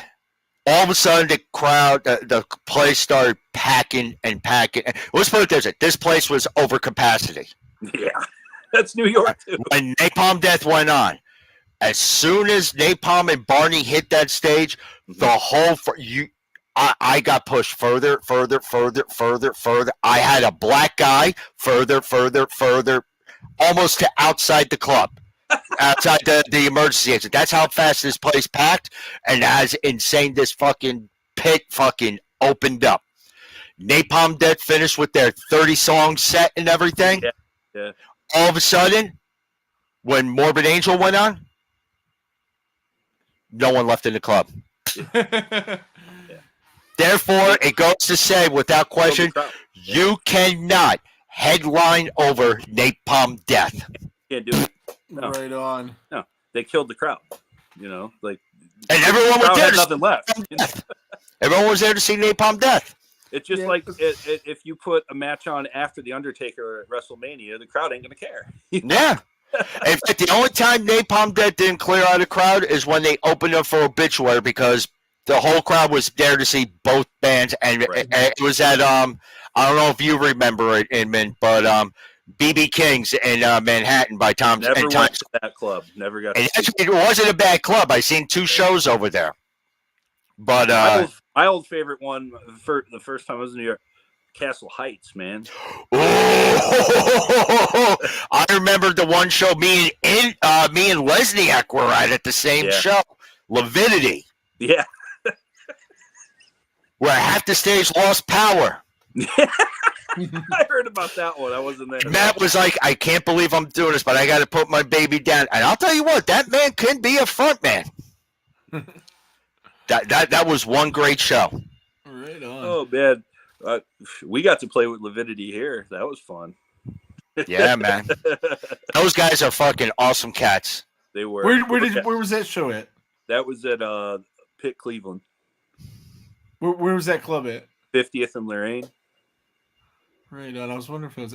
I was at like 1 or 2 of your shows. You remember the old legendary punk rock club Speaking Tongues? No. It was upstairs from there. Okay. On the 3rd floor. Yeah. Yeah. Leviticity came out, 2 bands after us, and were great, but then Gorgasm came out and just killed everyone. I think I was at that show. Yeah. 'Cause I And remember remember those bands' that show? names. The very last time the original Hemdale lineup ever played was If I wasn't at that release. show, I've seen that flyer a million Yeah. fucking times or something, because I remember seeing all those band names together. They brought Hemdale back for a little while years later, but it wasn't the original 3. It's kind of walking distance from my old house, I'll too. never forget the email that Inman sent out, and it was like, this band's got this time slot, this band's got that time. Hemdale goes on at this time until whenever the fuck they want. Yep. And I knew something was in there. Great. Because Matt didn't flat out tell me that was it for him, but just in the weeks leading up, I kind of felt like they were done. Mm-hmm. So I'm just like, I don't care if Gorgasm's a bigger band. I don't give a shit. This is Hemdale's home. This might be their last show. They're fucking headlining, and they're playing as long as they fucking want. There you go. Yeah. So what was the craziest pit you ever seen? For me, and it's crazy because it wasn't a death metal band, but it was a hardcore band. Shout out New York City, All Out War. Hardcore bands be having those crazy break your face pits. I've heard stories about those guys' pits. Yeah, that was here in town in Cleveland, actually, and and All Out War is a good band too. They were opening. Oh, they're fucking fantastic. I love that band. They're more thrash than just straight NYC hardcore. There's a lot of Slayer and old thrash elements in there, and that's why I like them, because they stand out more than just straight hardcore where it's just fast and stop. There's a lot of groove to it. It's real catchy. Yeah, I think Rich like them a lot. So as I was saying, I seen Slayer at that venue that's across the river from Nautica. They were there with Marilyn Manson, and that when I was actually being able to be in the pit. And it wasn't as I just always heard crazy stories of how crazy it was, and it wasn't. I got in a fight in the pit there, though. Yeah, not you. No, so not no, you. Well, this certain individual that robbed Chris and my brother Joey. Yeah, I'm sitting there, and dude happens to be standing right next to me, and I'm like, "You gotta be fucking kidding me, man! I've been looking for this guy forever." I've heard that before. So, but no, the craziest pits I ever seen were, and they weren't really wild. They were just crazy because there's so many people in such a small room, I guess. Mushroom Head, either at Peabody's or one of the Halloween shows where they oversell everybody brings their family and friends, and the next thing you know, you got fucking couple thousand people in a venue that only holds 600. Yeah. But then they'll play Bwomp, and I was telling Donald, it was like popcorn. That's what it reminded me of, because people would start just flying all over the place. Yeah. And those were fun, but they weren't violent or crazy, but they were pretty intense. And just a lot of stuff happening. So those ones, but I haven't been any really crazy ones, Though the craziest ones is you go to a show where there's like a show that sells maybe 50 tickets or 40 tickets, and there's not a whole lot of people, and that pit's kind of opened up a little bit, you know what I mean? Where I was saying, the Mushroom Head pit, they oversold the show, brought their whole family. You can't even squeeze into the pit, so there's no room to really get hurt or anything. Right. But you go to one of these shows where there's less than 100 people. Oh yeah. Oh, yeah, they can get pretty fucking crazy. We've been to a lot of shows where there's less than 100 Oh, people. so have I. The music that we listen to. Well, that you got a friend that's playing somewhere, and it's you got to go, even if you like the music or not. Yeah. And I hope all those same people that have bought tickets for and watched your show, whether I liked your music or not, shows up on August 16th and 17th for our thing. You went and got a hat. It's a Just Slim hat, is it? Yeah, it is. Nice. Yeah. I have those somewhere. I need another one because mine's fucked up. Yeah, what was I gonna say? Yeah, Rick is the main man of this show. This is why I like doing this show. I have to do way less work than him, and he is the workhorse of this show. for the actual podcast part, it's 95% him. But when we do the live show, those roles are going to reverse. Well, that's cool, because like I said, I have no idea what we're doing. We're going to fucking make it work, though. Hey, sometimes going off the cuff and everything like that, it just works like that. Hey, man, I'm having a fucking blast, What can I say? Because Rick, that's the thing with Rick. He's been to a million concerts, but he's never been on that stage. Never ever. That's where I come in. I've been on stage. It just was off to the side watching somebody play. I wasn't performing. He's always prepared. He's always prepared to do this podcast, usually more than me. All right. But So for the live show though, he's like, for the podcast, we're gonna do this, we're gonna do that. His live show, he's like, I don't know what we're gonna do. I'm like, I know what we're gonna do. all right. So since you have the experience being on the stage, Jim, and just like I have the experience being on the stage. Mm-hmm. Obviously, Rick doesn't have the experience. So between I'm you not and musically me, talented at all.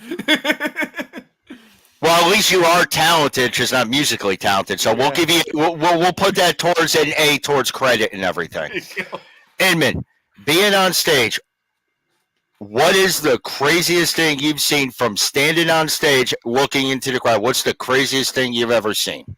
Probably Flo Monier from Cryptopsy in the front row, raging out to my music and like actually getting physical with people in the crowd because I love Cryptopsy. Okay. That's cool. He was right there. Cryptopsy is a great band. He was right in front of me and he had his hands like inches from my boots and he's shoulder checking the people in the front row like right next to me. That was probably the coolest thing I ever saw because you don't get to play with a lot of people that you like look up to a lot. Yeah. Mm-hmm. The craziest thing was probably not a Dislim story. That was Dislim, but that was when Blake and Armin were playing with me. Mm-hmm. That was that Flo Monier story. We went for Cryptopsy and Skinless. That was a fun show. Oh, and the Skinless guys are fucking insane. They're awesome dudes. The craziest thing, though, was probably when I was playing with Bellicosity, who's now known as Limb Splitter. Mm-hmm. We're playing here, and we're playing Peabody's, and we're opening for Dying Fetus and Grave. Nice. Those guys from Grave are fucking awesome. I opened up for Grave once. Like, we just had a 2-song demo out. We didn't really say Yeah, I still have that 2-song demo. We didn't promote it. We just got asked to play because, we're friends with some of the other guys. Right on. We went to Pirates Cove, which is, only holds a few, like maybe 200 people, maybe, in the little side room there. Yeah, you've told me about that place. I've never been to. Yeah. We started playing our first tune, and it was pretty packed in there. Like, you could get to the bar still. By the middle of that second song, I swear to God, people would stack like Legos in that room. I never saw anything like it. And I'm like, and this is the band I was in that people didn't even know, Mm-hmm. We were nothing then. We didn't have an album, nothing, and just I couldn't even like make out. Like I'd see a face, I'd look under it, I saw another one, and it was just like, what is going on here? Mm-hmm. So that for me is probably the craziest thing I saw from this stage is like, how did they fit that many people in this room? Right. I'm like, but we got lucky though. Grave had just finished their set in the main stage right before we went on to headline the second stage. Mm. And then right after we played, Fetus started. So it was a nice little transition. It was like basically going like in a circle and everything. It's like you see one, you go into it. Yeah, that's awesome. That's awesome. Yeah, and it felt like the whole venue tried to pile into that room. Maybe, and I'm not saying because nobody knew who we were. Maybe they just heard, oh, there's only music there now. We go there, Yeah. But yeah, and I wish I had that show on video, man. I only played like 5-6 shows with that band, but that was the one, man. I think that was like the third show we played. Nice. Oh, what was the craziest thing you ever seen on the stage, looking out into the audience or whatever? Okay, so actually, it's like Inman. It's like a 2-part story. There you go. All right. It's like the coolest, and actually, it's not the craziest. It's just it's one of those like, what the fuck did I just see moments. So the coolest part was my band Morning opened up for Internal Bleeding at a place in Clifton, New Jersey called Dingbats. Oh, I've heard of it. Oh, I know why I heard of this, right? Club. It's a cool club and everything like that. Where we were gonna play. Yeah, that's why I know about it. Okay. And actually, Morning got banned from that place for a short period of time because the guy that was supposed to be running the soundboard wasn't doing his job, and he fucked our sound up. And we talked shit about him, behind the stage. He caught wind and had us banned. But anyway, we got back in. We opened up for Internal Bleeding.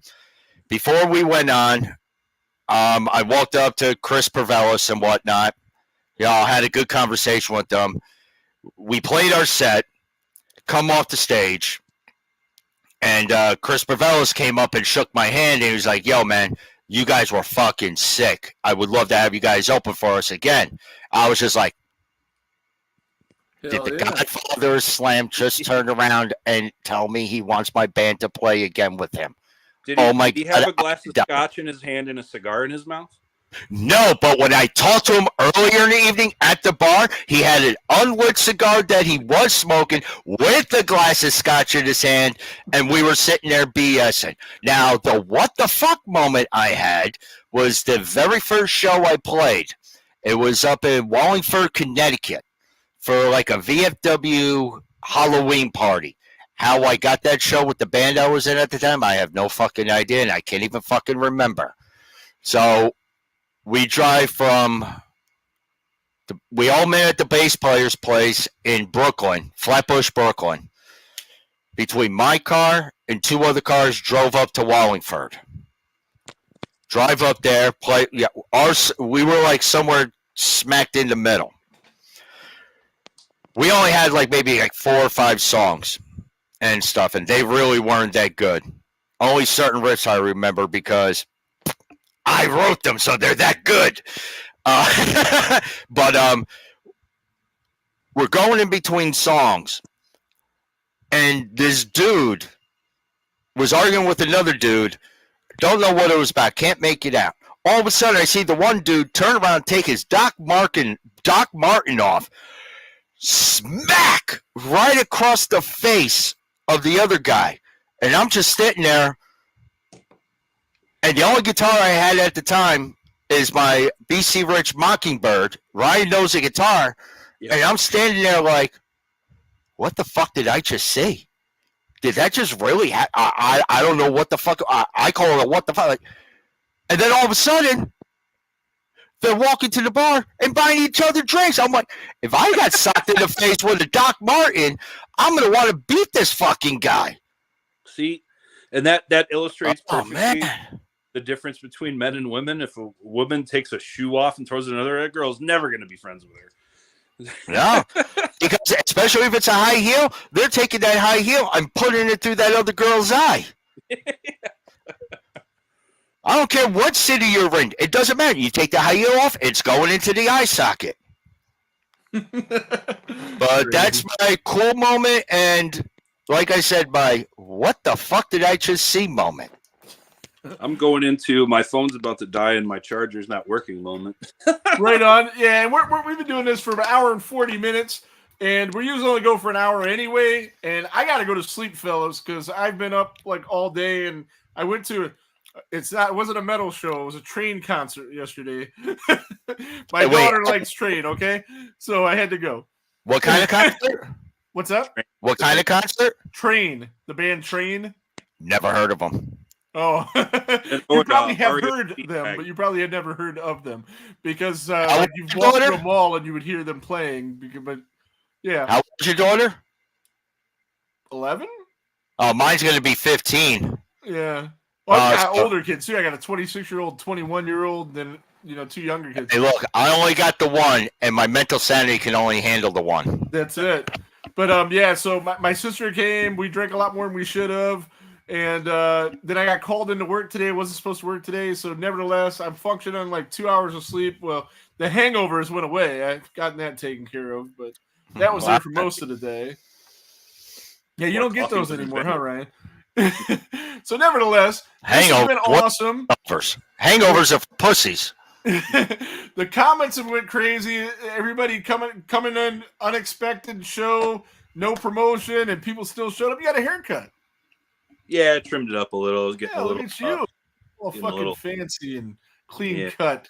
Hey, Emmons got one thing I don't have: a hairline. Yeah. I let mine grow. It's not there. Yeah. That's why I shave it. But this makes up for it. Yeah, it is. Like I've been growing this for 6 or 7 fucking years, man. That's the best I can do. 6, 7 years? That's all you got? There's a long ass fucking time, man. I don't know. Can I give you one tip? Can I give you one tip, Rick? What's that? Conditioner. Oh yeah, Yeah, I do that sometimes. Yeah, because I like to be soft, but Use conditioner. I use conditioner. Not only does it help, but sometimes you want to get like if one side's going longer, a little longer than the other, trim that up. Yeah. But especially like when the conditioner helps keep the dye in a little longer, even though it's semi-permanent.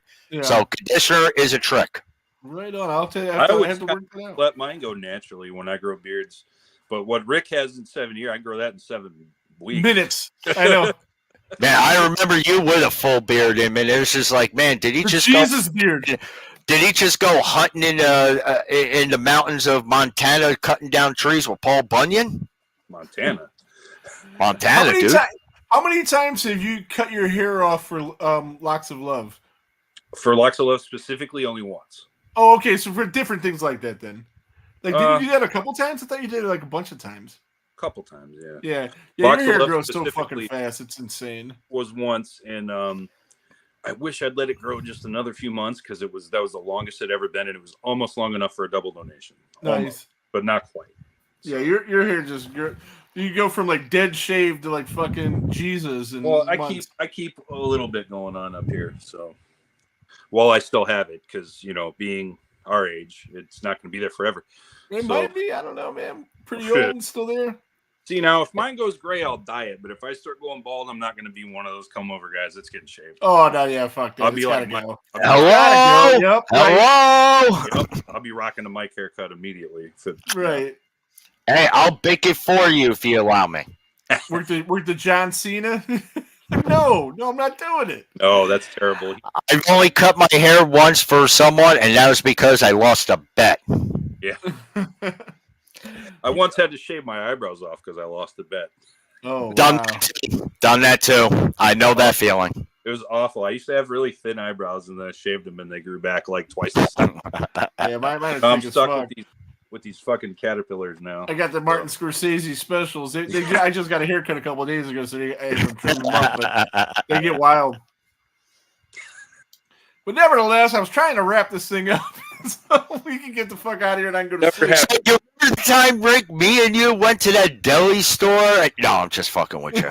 We actually did, though. That was a real thing. I met you at the Blairstown Diner, which was right next to a deli that I also visited. So that actually was a true story. Actually, if you like the Blairstown Diner one, there's a diner in Bushkill called Muller's Diner. It almost reminds me of Blairstown Diner. Just as good food and everything like that, but their portions are like, yeah, you're walking out with a full stomach and taking some of it home with you. Yeah. Right on. Well, I don't know about me taking some with me. Well, speaking of Blairstown, though, they're doing a thing on Friday the 13th. They are. The Blairstown Diner. Ari Lehman's going to be there performing with his band First Jason, who I went and seen a couple nights ago. I guess we're not going to be able to do that long legs thing tonight, though. No. Maybe we'll start early on a Thursday. Maybe. And get into it. We'll get into it, and we can get into it then, and then move into our interview with Hal Havens from Night of the Demons. That's what we'll do. We'll go on a little earlier, and it'll be fine. If people come in, cool. If they don't come in until the regular time, that's cool too. Yeah. And they can go back and check out on iTunes, which we post. This episode will probably be up tomorrow. Have you seen Long Legs, Mike? I have not. I've heard actually really good reviews, and since Nicolas Cage is in it, and a lot of people don't believe me, like he's really like a horror buff and everything. Oh yeah. So when you see him like in a horror movie, it's like holy crap, and he's actually really good. Like Mandy's one of my favorite movies. There's one on Shudder I just seen. I can't remember the name of it. I know I'm gonna probably go and watch that tonight. Willy's Wonderland. What's that? Willy's Wonderland? No, it starts with Five Nights at Freddy's before Five Nights at Freddy's. No, it has nothing to do with Five Nights at Freddy's. No, this doesn't either. But it was made before Five Nights at Freddy's, and it's almost the same exact concept. Yeah, I'm not 100% sure, but I'll get back to him when I figure it out. But Nicolas Cage is a great actor. I love him. No, yeah, he's good. I've figured out a couple. Well, I've realized a couple of things tonight. I already knew a lot of things about Mike, but I found something out about him tonight that I didn't know before. Mike is to Shudder what Rick is to Tubi. We've been trying to get Rick a Tubi sponsorship. It sounds like we need to get a Shudder sponsorship for Mike over here. I was going to bring them up Give earlier. them We the were talking plug. about the Hell House because all those Hell House movies are on Tubi. Yeah. And Tubi's actually not a bad fucking site to fucking watch movies on. Oh, I use it more than anything. I have There's almost all stuff of them. that you find on there that you never find on there. Yeah. Go back in our archives and watch any episode anytime a movie's brought up and it's There's a available. Tubi reference, yeah. Yeah, Rick's always like the freak on Tubi. Well, because I want our people that are listening to be able to watch the movies we're talking about, and and this way you don't have to pay for it. See, he needs to get that sponsorship, and then we'll realize once he has it, because then every time he mentions Tubi, like one side of him will go up a little higher than the other because the wallet will start. Yeah. Why you keep saying that, man? Because they pay me every time I do. That's right. Can't go wrong with that. But anyways, now we're up to almost 2 hours. I got to get the fuck out of here. Ryan, you got anything you want to add here? Yeah, thanks, Mike, for popping on, man. It's been fun just shooting the shit with your brother. It's been a long time, man. Hey, look, it's always been a long time with you and everything like that. And I appreciate you both bringing me on here. Anytime you guys want to bring me on, just hit me up. But I love the conversation we had and the banter with each other. It was really cool and everything. So, your podcast is really good, and, just Emmett, text me a link how anyone can check it out. That way I can spread the word for you guys. Yep, Awesome. I'll get that. Yeah, Your appreciate that. No, definitely. I know good people when I see him. Just ask him, and unfortunately, I know his ass. Yeah. I know ugly people when I see them too, and I see three. I'll tell you what, I'm the first to admit that it's an ugly ass motherfucker. We don't got faces for radio here, but it's all good. See, we need better looking guests, like Melanie Kinnaman or Lauren Marie Taylor. Yeah. Yeah, good luck. Good luck. Well, We've had both of them. We've already had them both. Yeah, we've had them both. This one ain't one of them, I'll tell you that much. No. Well, that's why I said that you want to turn around and go. Yeah. You know what, though? To me, this is just as fun. So. Yeah. Hey, look, I had a barrel of laughs. I had a great time. Anytime you guys want to ask me to come on, just hit me up. We're doing a Friday the 13th where we rank the whole franchise, and we might have you on for that. Yeah. We've reviewed every movie. We'll have two New Jersey guests on. Yeah, we'll have two New Jersey guests: South Jersey Jason and yourself. Mm-hmm. Oh, which you actually met too, but you might not remember. But he was there that same day. I was a designer. Mike's a much nicer guy than Brian, and I'll tell you why. So if you bought a CD from Mike, he would sign the goddamn thing. He won't big time you. Yeah, not Brian. Yeah, if you wanted something from Mike, he'll actually sign it for you, and he'll shake your hand and have a drink with you while he's doing it. Yeah, not Brian. Big time, not Brian. Big time. Sign it at the same time. It might be squiggly, but I'll still sign it. Depends on how many he's had first. So I got to give Ryan that one. Wait. Ryan? Yeah. Nope. Yep. There it is. Yep. Got to give Ryan that one. Wait. Let's see which one you get. Which one you get this reference before we sign off. I squish your head. I squish your head. What movie is that from? I know what that is. Oh, it's not a movie. It's not in a movie? Look at me. I squish your head. I squish your head. Where's it from? I know what I get it. No, I get it, but I don't get it. Like a million places. All right, come on, tell me where it's from. The Kids in the Hall. Oh yeah. Okay, no, I've seen somebody else use it and probably stole it from I've seen them. that at a couple places. Because I barely watched that. Oh, The Kids in the Hall? Yeah. Great. You can watch it on Max. Max, sponsor these guys. Sponsor these guys, Max. You can do it. Right on. Oh my God. I need a sponsor. All right, guys, listen. Sponsorship with, like, All right, a we cell phone seriously got to charger. get out of here. I got to get to bed, man. All right, listen, once again, everyone, thank you so much. I really appreciate you having me on. Anytime you guys want to have me on, Inman knows how to contact me.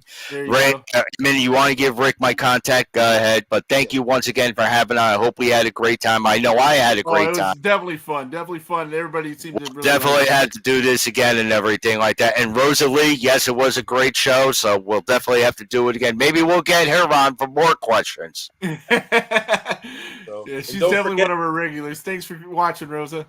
And don't forget, tomorrow we'll be appearing on the Bloody Essentials podcast, and we will be dropping a link to that as soon as they put it up.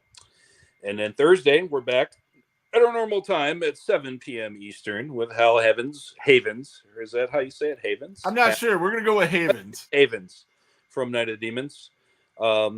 Yeah, and until then, everybody stay safe, and there goes the neighborhood. And Thursday, I'll turn around and make sure I watch Night of the Demons. Nice. Everyone, have a great night.